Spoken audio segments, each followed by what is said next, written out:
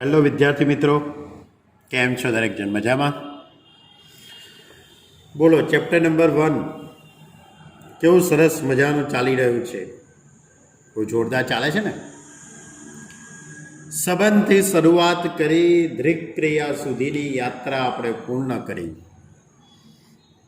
5 ટોપિકોની વાત મેં તમારી જોડે કરી. સંબંધ, કોઈ પણ બે ગણ વચ્ચે સંબંધ બની શકે છે. એ સંબંધ સ્વવાચક છે, સંમિત છે કે પારંપરિક છે, એની આપણે વાત કરી તમારી જોડે. ત્યાર પછી વિધેયની વાત શરૂ કરી. આપેલો સંબંધ એ વિધેય ક્યારે બને એની વાત કરી. વિધેયના પ્રકારોની વાત કરી. એક એક વિધેય કોને કહેવાય, વ્યાપ્ત વિધેય કોને કહેવાય એની વાત. એની પર આધારિત આખું સ્વાધ્યાય 1.2. ત્યાર પછી આપણે બે વિધેયોનું સંયોજન કરતા શીખ્યા. બે વિધેયોનું સંયોજન FOG અને GOFની વાત કરી, ફોગ અને કોફની વાત કરી. બે વિધેયોનું સંયોજન દરેક વખતે શક્ય થતું નથી, એક ચોક્કસ શરતના આધારે જ થાય છે, એની વાત કરી. ત્યાર પછી પ્રતિવિધેયની વાત આવી. આપણો ચોથો ટોપિક હતો પ્રતિવિધેય, કે જો બે વિધેયોનું સંયોજન કરતા આપણને તદેવ વિધેય પ્રાપ્ત થતું, આઈડેન્ટિટી ફંક્શન પ્રાપ્ત થતું હોય તો તે બે વિધેયને એકબીજાના પ્રતિવિધેય કહેવાય છે, એવી વાત કરી. ત્યાર પછી સ્વાધ્યાય 1.4 એટલે દૃક ક્રિયા, બાઇનરી ઓપરેશન, સ્ટારવાળા દાખલાઓની વાત કરી. સમક્રમી, જૂથનો નિયમ અને એકમ ઘટકની વાત કરી. હવે ચેપ્ટરનું છેલ્લું એક સ્વાધ્યાય 1. સ્વાધ્યાય 1ની અંદર બધા જ પ્રકારના દાખલા હશે, બરાબર? સંબંધના પણ દાખલા હશે, એક એક વિધેયના પણ દાખલા હશે, ફોગ અને ગોફના પણ દાખલા હશે અને બાઇનરી ઓપરેશનના પણ દાખલા હશે. ઓકે, તો વધુ ચર્ચા કર્યા વગર આપણે સ્વાધ્યાય 1ની શરૂઆત કરી દઈએ, બરાબર? તો સ્વાધ્યાય 1નો ક્વેશ્ચન નંબર 1. ક્વેશ્ચન નંબર 1 કંઈક આ રીતે છે. હું રકમ વાંચું છું, તમે ચોપડીમાં રકમ જોઈ લો.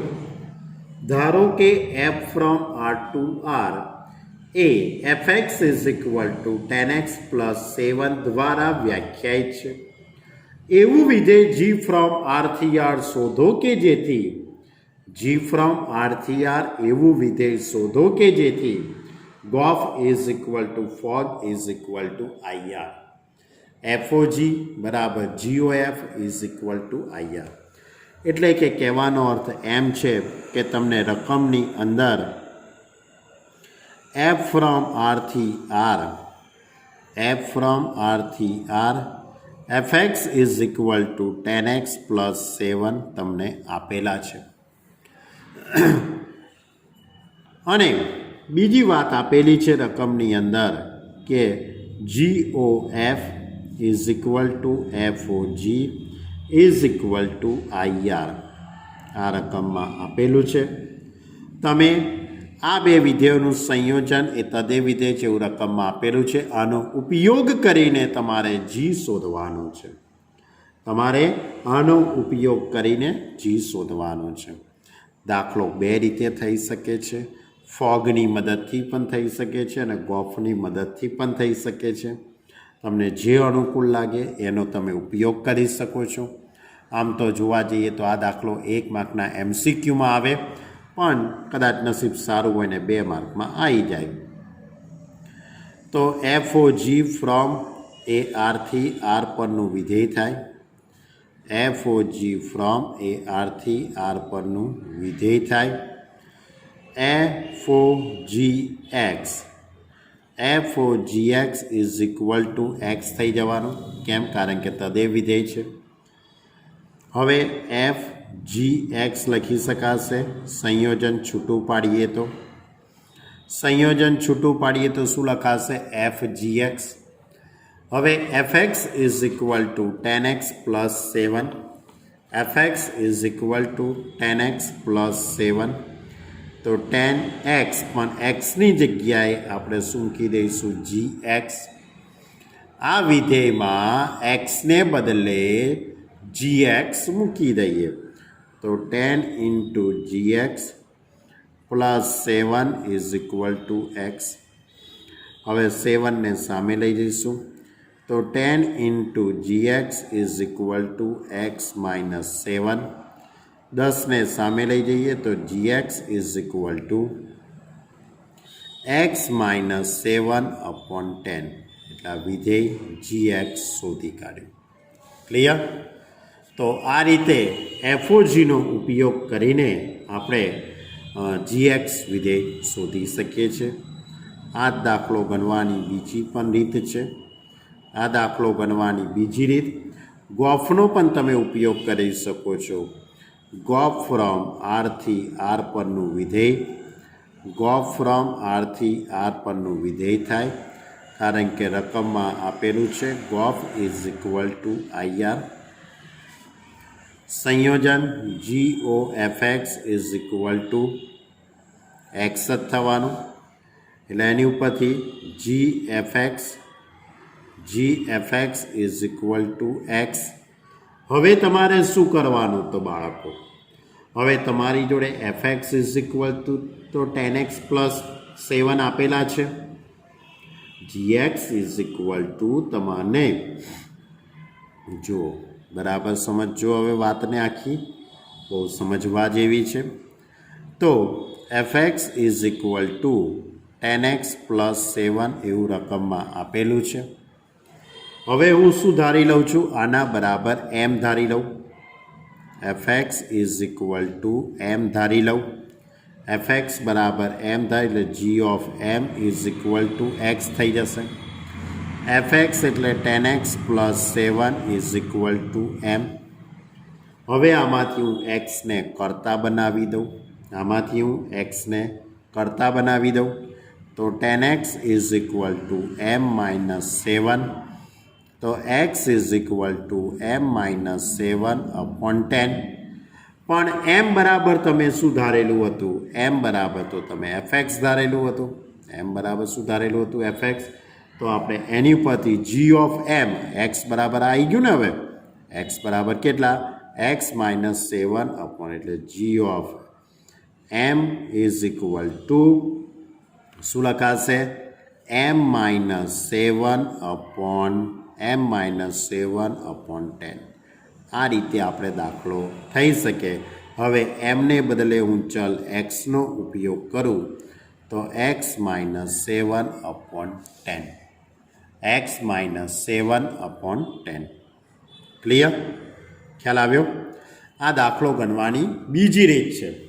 પણ તમને જે રીત અનુકૂળ લાગે ગણી શકો છો. મારા મત પ્રમાણે તમને પહેલી રીત વધારે અનુકૂળ આવશે, કારણ કે પહેલી રીતમાં સરળતાથી તમે gxને કરતા બનાવી શકો છો. જ્યારે આજે બીજી જે રીત છે એની અંદર તમારે થોડીક આ માથાકૂટ કરવી પડે. fx બરાબર m ધારી લેવા પડે. 10x પ્લસ 7 બરાબર m. એક્સને કરતા બનાવીને એ એક્સની કિંમત અહીંયા મૂકી દેવાની. એક્સ બરાબર આજે પદાણી અહીંયા મૂકી દો એટલે g ઓફ m મળી ગયું કહેવાય. એટલે વિધેય g મળી ગયું કહેવાય. ઓકે, ચલો હવે દાખલા નંબર 2ની વાત કરીએ. આપણો ક્વેશ્ચન નંબર 2 કંઈક આ રીતે છે. વિધેય આપેલું છે રકમની અંદર તમને વિધેય છે. હું રકમ વાંચું છું. ધારો કે w એ પૂર્ણ સંખ્યાઓનો ગણ છે. ધારો કે w એ પૂર્ણ સંખ્યાઓનો ગણ છે. f from w to w, બરાબર? w એટલે પૂર્ણ સંખ્યાઓનો ગણ. ને n અયુગ્મ માટે fn is equal to n minus 1. જો n અયુગ્મ હોય તો fn is equal to n minus 1. અને જો n યુગ્મ હોય તો n પ્લસ 1. જો n યુગ્મ હોય તો n પ્લસ 1 દ્વારા વ્યાખ્યાયિત કરેલું છે. તો સાબિત કરો કે f એ વ્યસ્તક્ષમ વિધેય છે અને એફનો વ્યસ્ત શોધો. આ વિધેય એફ એ વ્યસ્તક્ષમ એટલે કે એનું પ્રતિવિધેય અસ્તિત્વ ધરાવે છે એવું તમારે સાબિત કરવાનું છે. તો યાદ કરો સ્વાધ્યાય 1.3, કોઈ પણ વિધેયનું પ્રતિવિધેય ક્યારે મળે બાળકો? જ્યારે તે વિધેય એકક અને વ્યાપ્ત હોય ત્યારે જ. તો સૌથી પહેલાં તો મારે બતાવવું પડશે કે આ વિધેય એકક અને વ્યાપ્ત છે તેમ, અને પછી એના પ્રતિવિધેયની વાત થશે અને પછી એના વ્યસ્તક્ષમ છે તેવું સાબિત થયું કહેવાય. તો એક વિધેય સાબિત કરવા માટે અહીંયા બે વિકલ્પોની વાત છે, યુગ્મ અને અયુગ્મ એમ બે વિકલ્પોની વાત છે. અને એફ ફ્રોમ ડબલ્યુ એટલે એનો પ્રદેશ ડબલ્યુ છે, એટલે એ પૂર્ણ સંખ્યાઓ છે તે 0થી શરૂ થતી હોય છે. 0ને આપણે યુગ્મમાં લઈએ છીએ, એટલે F of 0 is equal to 0 plus 1 is equal two 1. આમાં મૂકી દીધું મેં. એફ ઓફ 1 એ અયુગ્મ સંખ્યા છે, અયુગ્મ એટલે મેં આમાં મૂકીશ. 1 માઇનસ 1 ઇઝ ઇક્વલ ટુ 0. ત્યાર પછી એફ ઓફ 2 એ યુગ્મ છે એટલે આમાં મૂકી દઈશું. તો 2 પ્લસ 1 એટલે 3. ત્યાર પછી એફ ઓફ 3 મૂકી દઈએ. 3 એ અયુગ્મ સંખ્યા છે એટલે 3 minus 1 is equal to 2. F of 4 એ યુગ્મ છે એટલે 4 પ્લસ 1 ઇઝ ઇક્વલ ટુ 5. હવે એ જ રીતે આપણે આગળ વધીએ તો 5 મૂકી દઉં અયુગ્મમાં, તો 5 માઇનસ 1 ઇઝ ઇક્વલ ટુ 4. તો આ રીતે ઘણી બધી સંખ્યાઓ આપણે મૂકી શકીએ છીએ, પરંતુ આપણે બહુ વધારે પડતી સંખ્યા મૂકવાની નથી. આપણે તો ચકાસણી કરવી છે કે આ વિધેય એક વિધેય છે કે નહીં. તો બાળકો જોઈ શકાય છે કે અહીંયા કોઈ પણના પ્રતિબિંબનું પુનરાવર્તન થતું નથી. 1 0 3 2 5 4 કોઈ પણના જવાબનું પુનરાવર્તન, કોઈના પણ પ્રતિબિંબોનું પુનરાવર્તન થતું નથી. એટલે આ વિધેય એ એક વિધેય છે. આ વિધેય કેવું વિધેય છે? એક. એટલે કે આપણે નાનકડી એવી વાત લખીશું કે પ્રત્યેક x1 x2 belongs to W એટલે પ્રદેશ માટે x1 not equal to x2, this implies fx1 is not equal to fx2. માટે f from W to W એ એક વિધેય છે. કેવું વિધેય છે? એક. એટલે આ વિધેય એ એક વિધેય છે તેમ સાબિત થયું. હવે વ્યાપ્ત વિધેયની વાત કરું તમારી જોડે બાળકો. તો આ વિધેયનો વિસ્તાર, તો આ વિધેયના વિસ્તારની અંદર તમે જોઈ શકો છો 0 આવે છે, 1 2 3 4 5. તો આ વિધેયનો વિસ્તાર 0 1 2 3 4 5 બરાબર. તો એટલે W આવે છે, હોલ નંબર પૂર્ણ સંખ્યાઓનો ગણ આવે છે. અને એનો સહપ્રદેશ અને આપેલા વિધેયનો સહપ્રદેશ પણ W છે. એટલે કે એનો અર્થ એવો થયો કહેવાય કે આ વિધેયનો વિસ્તાર અને સહપ્રદેશ બંને સમાન છે. વિસ્તાર અને સહપ્રદેશ સમાન છે માટે f એ વ્યાપ્ત વિધેય છે. f એ કયું વિધેય છે? વ્યાપ્ત વિધેય છે. એટલે આ વિધેય એક પણ થઈ ગયું અને વ્યાપ્ત પણ થઈ ગયું. એક અને વ્યાપ્ત છે માટે f from W to W એ વ્યસ્તક્ષમ વિધેય છે.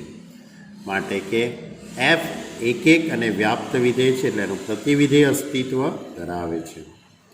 તેથી fનું પ્રતિવિધેય અસ્તિત્વ ધરાવે છે. તો હવે બાળકો આ વિધેયનું આપણે પ્રતિવિધેય શોધીશું કેવી રીતે? fx ઇઝ ઇક્વલ ટુ હતું F x is equal two 10x + 7 તો એક્સને કરતા બનાવી દો એટલે તમને પ્રતિવિધેય મળી જાય. પણ એ તો એક જ વિધેય હોય ત્યારે, એક જ વિકલ્પ હોય ત્યારે. જ્યારે અહીંયા તો બે વિકલ્પો છે, યુગ્મનો પણ છે ને અયુગ્મનો પણ છે. તો આ પ્રકારના દાખલાઓની અંદર આપણે કંઈક આ રીતે તમારી જોડે વાત કરીશું મિત્રો. તો પહેલાં હું પ્રતિવિધેય એફ ફ્રોમ W ટુ Wનું વિધેય છે તો એનું પ્રતિવિધેય એ F inverse from W to W પરનું વિધેય થાય.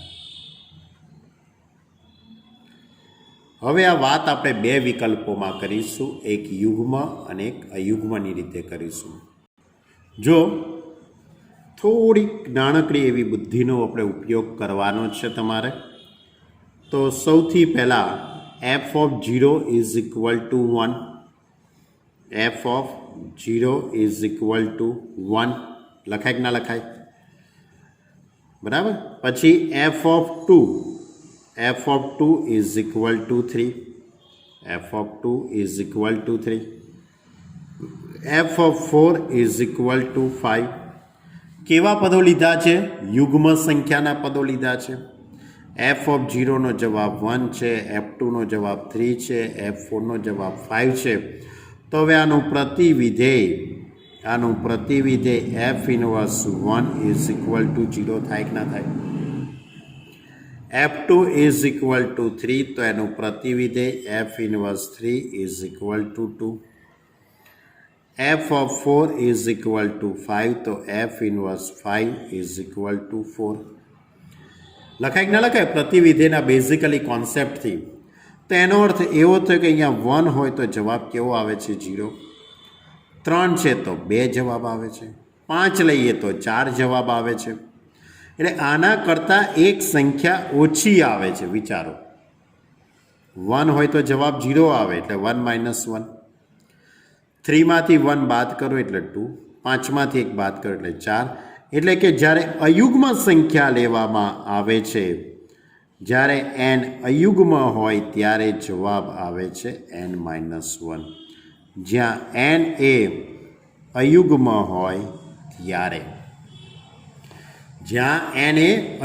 હોય ત્યારે, હવે હું બીજો વિકલ્પ f1 is equal to 0, f1 is equal to 0, f3 is equal to 2, f3 is equal to 2. ત્યાર પછી f5 ઇઝ ઇક્વલ ટુ 4. હવે f1 ઇઝ ઇક્વલ ટુ 0 હોય તો એની ઉપરથી f inverse 0 is equal two 1 લખી શકાય. f3 ઇઝ ઇક્વલ ટુ 2 હોય તો f inverse 2 is equal two 3 લખી શકાશે. f5 ઇઝ ઇક્વલ ટુ 4 હોય તો f inverse 4 is equal to 5 લખી શકાશે. દેખો, એટલે કે યુગ્મ સંખ્યાઓ લીધી અમે. એફ ઓફ 0નો 1, એફ ઇન્વર્સ 2નો જવાબ 3 આવ્યો, એફ ઇન્વર્સ 4નો જવાબ 5 આવે છે. એટલે જે યુગ્મ સંખ્યાઓ લઈએ છીએ ત્યારે એનો જવાબ 1 વધારે આવે છે. એટલે કે F inverse n is equal to n plus 1 આવે છે જવાબ, કે જ્યાં n એ યુગ્મ સંખ્યા હોય ત્યારે. એટલે કે કહેવાનો અર્થ એમ છે કે જ્યારે પણ દાખલામાં આ રીતે બે વિકલ્પોવાળો દાખલો હોય ત્યારે એનું પ્રતિવિધેય આપણે આ રીતે શોધીએ છીએ.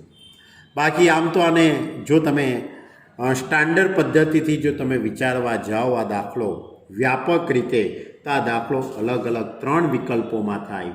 3 વિકલ્પોની અંદરથી તમારે પછી એફ ઇન્વર્સની વાત કરવી પડે.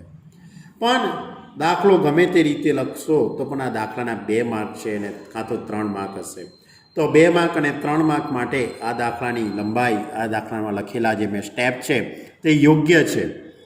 તો આપણે આની ઉપરથી f inverse from W to W, f inverse n is equal to n - 1, કે જ્યાં n એ અયુગ્મ સંખ્યા છે, n+1 કે જ્યાં n એ યુગ્મ સંખ્યા છે.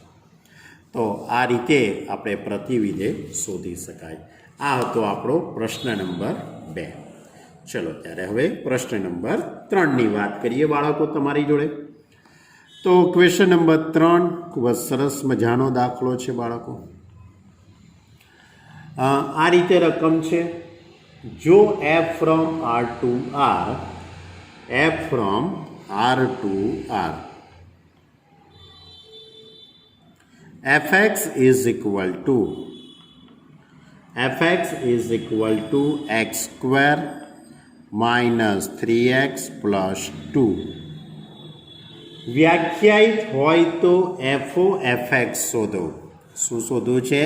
fo fx એટલે fનું f જોડેનું જ સંયોજન, fનું f જોડેનું જ સંયોજન તમારે શોધવાનું છે.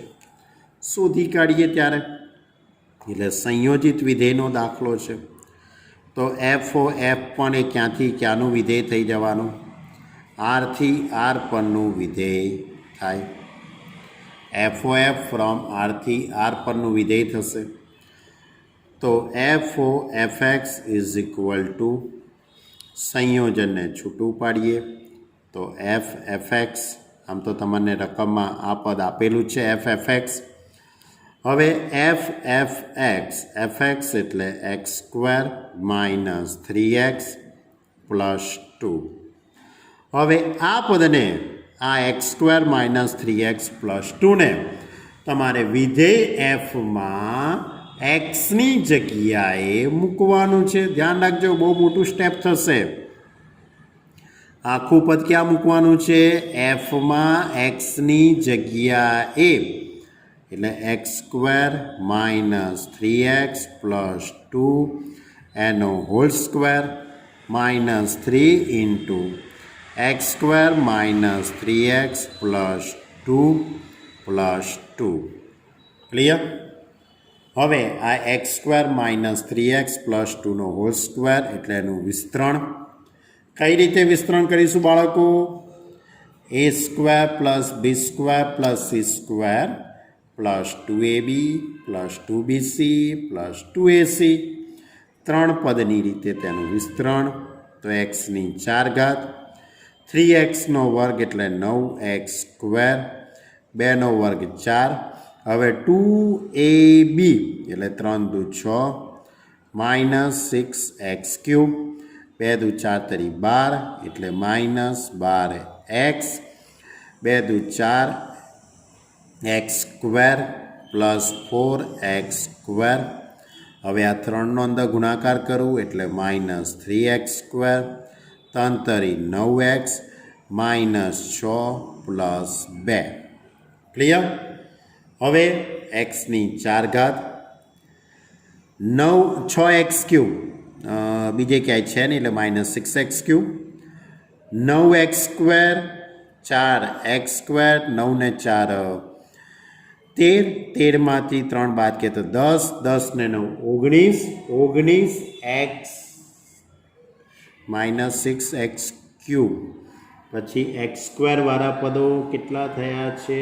10x સ્ક્વેર આવે છે. અમને કેમ 10x સ્ક્વેર આવે છે?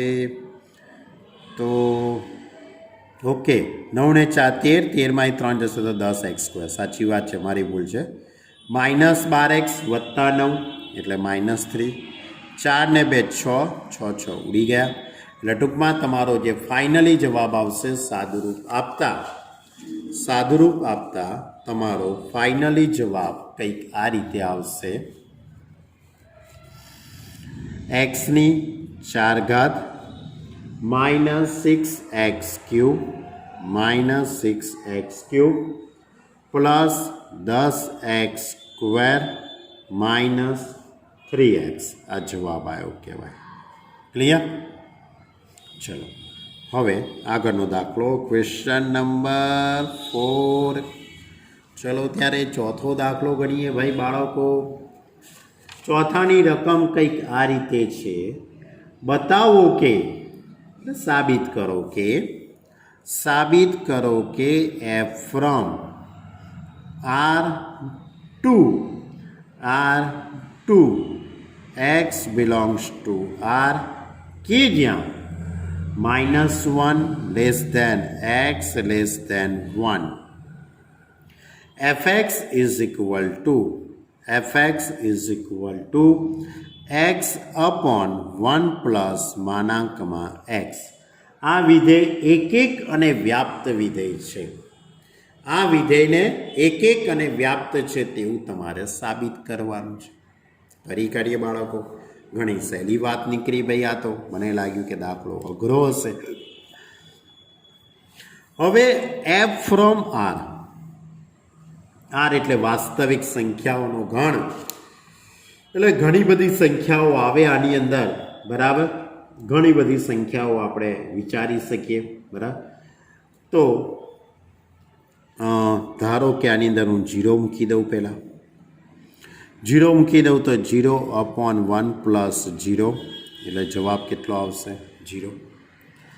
હવે 1 મૂકી દઉં તો 1/1 પ્લસ 1, કારણ કે એકનો માનાંક તો એક જ થવાનો એટલે 1/2.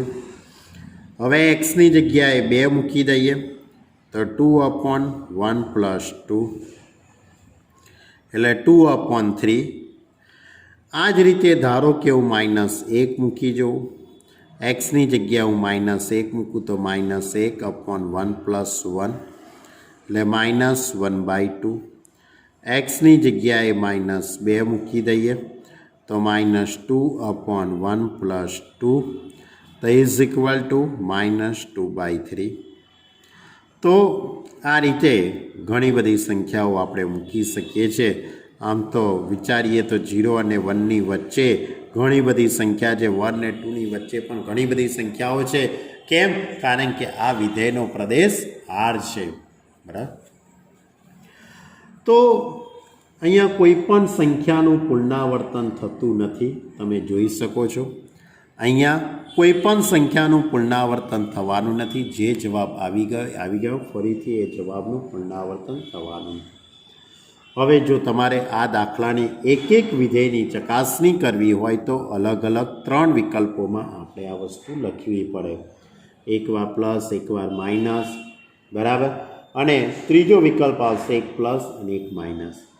પણ એ બધી ચર્ચામાં આપણે કરતા નથી. ખાલી આપણે લખી લઈએ છીએ કે પ્રત્યેક x1 x2 belongs to R માટે, પ્રત્યેક x1 x2 belongs to R માટે x1 not equal to x2, this implies fx1 is not equal to fx2. અને છેલ્લે એક વાક્ય લખી દઈએ છીએ આપણે કે પ્રદેશના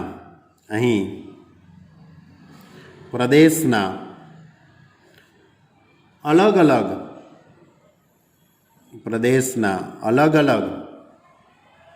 સભ્યોના પ્રતિબિંબ અલગ અલગ છે, બરાબર. મેં તમને કીધું તે પ્રમાણે આ દાખલો અલગ અલગ મારે 3 વિકલ્પોમાં લખવો પડે.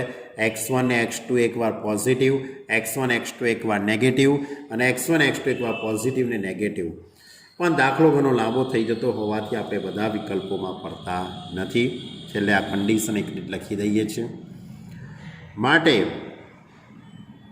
f from R2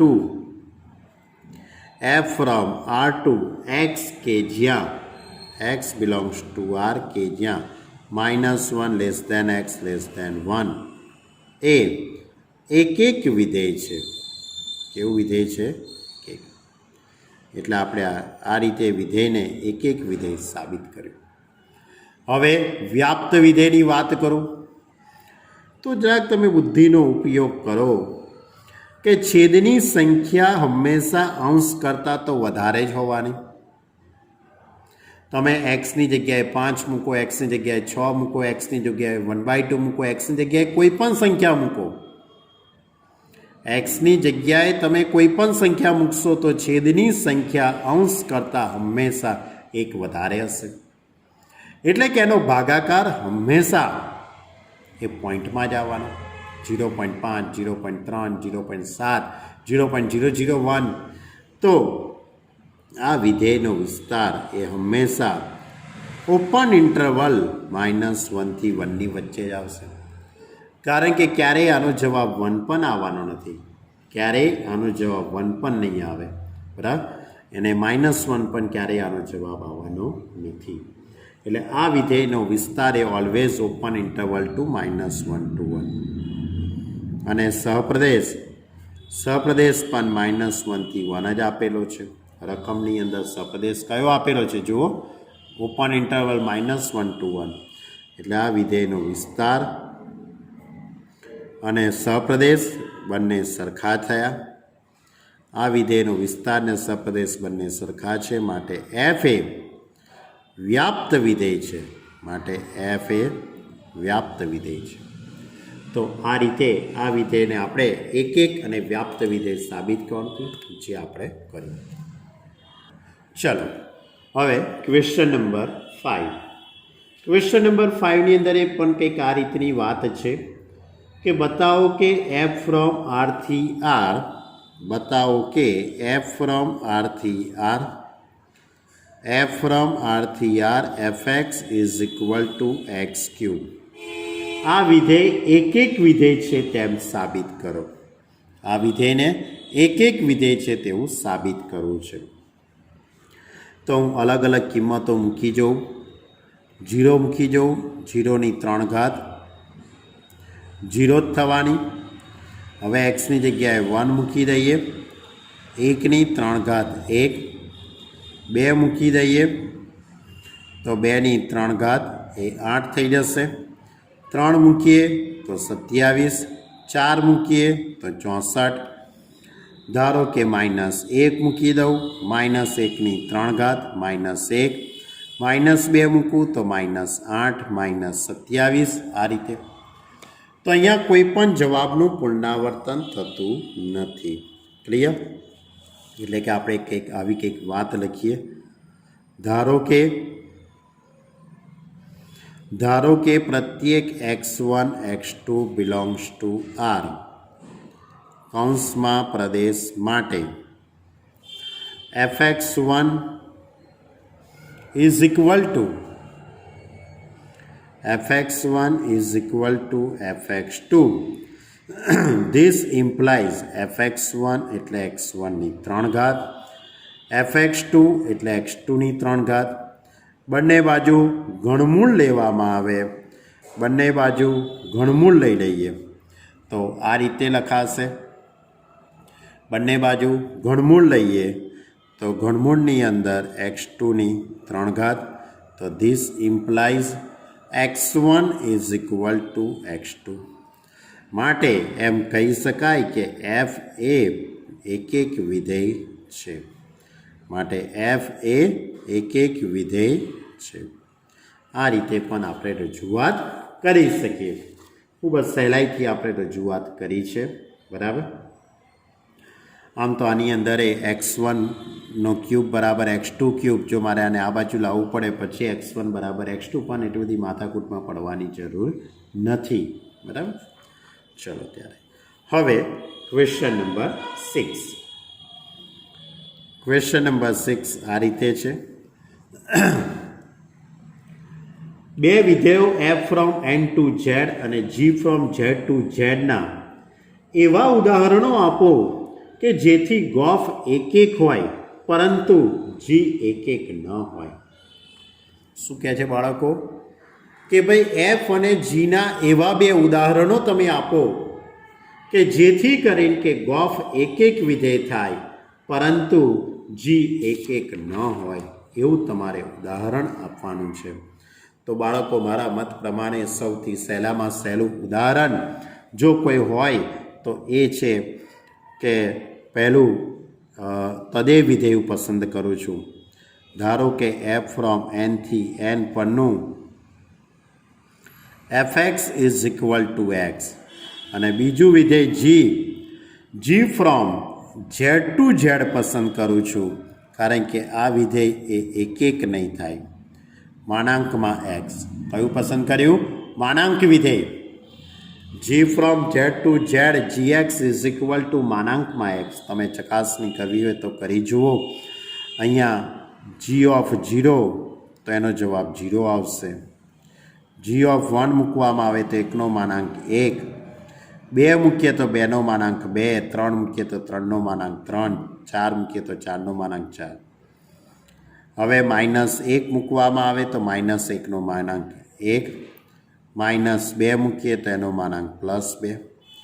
તો અહીંયા તમે જોઈ શકાય કે જવાબોનું પુનરાવર્તન થયું. જવાબોનું શું થયું? પુનરાવર્તન. એટલે કે -1 અને 1 એ ભિન્ન સંખ્યા છે પણ એમના જવાબ કેવા છે? સમાન છે. એમના જવાબ કેવા છે?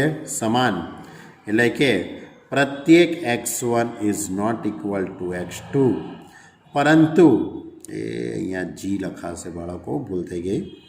જી of x1 is equal to G of x2. એટલે આ જી વિધેય એ જી એક વિધેય નથી. જી એ એક વિધેય નથી, પરંતુ આ બેનું જો સંયોજન કરવામાં આવે તો એ વિધેય એ એક વિધેય થાય છે એવું આપણે બતાવવાનું છે. તો હું સંયોજન કરી દઉં. ગોફ કોનું સંયોજન કરવાનું છે? જી અને એફનું. એટલે ગોફ વિધેય શોધવું છે મારે. તો ગોફ ફ્રોમ ક્યાંથી ક્યાંનું વિધેય થઈ જશે? એન ટુ ઝેડ પરનું વિધેય થવાનું. ગોફ એ ક્યાંથી ક્યાંનું વિધેય થશે? એન ટુ ઝેડ પરનું વિધેય થશે. Gof X is equal to G F X લખાશે આ રીતે. હવે F x is equal to X, F x is equal to X. હવે આ જી ઓફ એક્સ એટલે મોડ ઓફ એક્સ આપેલું છે. તો આ કયું વિધેય મેં શોધ્યું? Gof X. ક્યાંથી ક્યાંનું? Gof from N to Z. Gof from N to Z. Gof X is equal to માનાંકમાં એક્સ.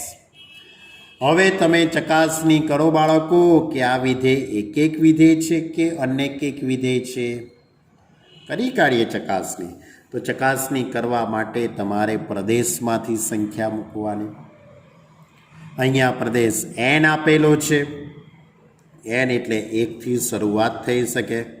તો એક્સની જગ્યાએ 1 મૂકું તો 1નો માનાંક 1 થઈ જવાનો. ગોફ ઓફ 2 લેવામાં આવે તો એક્સની જગ્યાએ 2 મૂકી દઉં તો 2નો માનાંક એ +2 થઈ જવાનો. એક્સની જગ્યાએ 3 મૂકી દેવામાં આવે તો 3નો માનાંક એ પણ 3 થઈ જવાનો.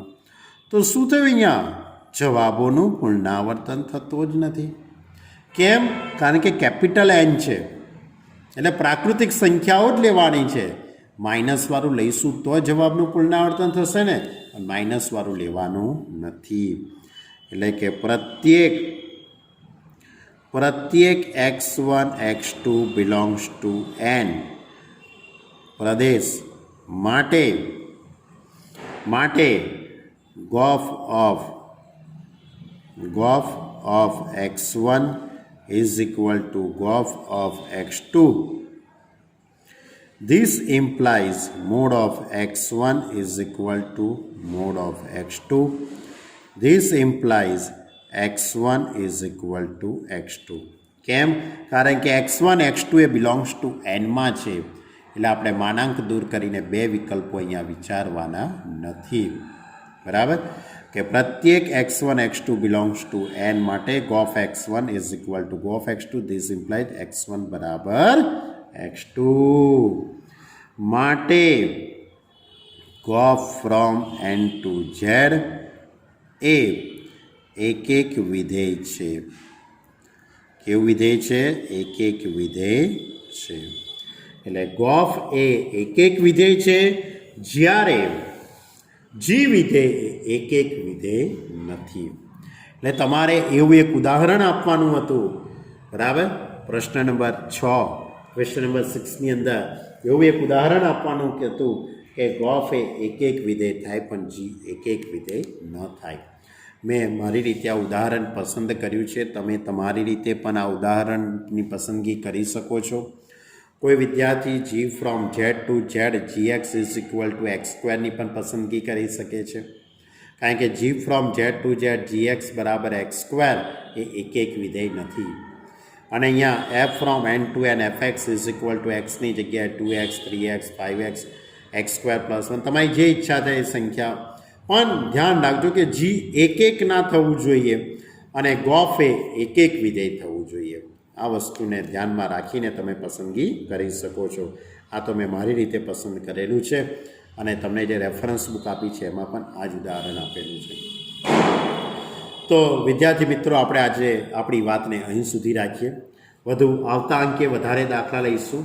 આજે આપણે વધારેની 6 દાખલાઓનો જ અભ્યાસ કર્યો છે. આવતી વખતે આમ તો જોવા જઈએ તો ટોટલ 19 દાખલાઓ છે, એટલે મારા મત પ્રમાણે 2 લેક્ચર તો જશે જ હજુ પણ, બરાબર. અને અમુક ઉદાહરણોની વાત મારે તમારી જોડે કરવાની છે. ઓકે વિદ્યાર્થી મિત્રો, ખૂબ જ શાંતિથી વિડીયો જોજો, ખૂબ જ શાંતિથી વસ્તુને સમજજો. ન સમજણ પડે તો તમે મને વોટ્સએપ ઉપર જણાવી શકો, તમે મારો સંપર્ક કરી શકો છો. પણ શાંતિથી સમજવાનો પ્રયત્ન કરશો તો 100% 110% આવડી જશે, કારણ કે મેં ખૂબ જ ઇઝી લેંગ્વેજની અંદર બધું લખેલું છે, બરાબર. માટે okay student, bye. Okay bye student.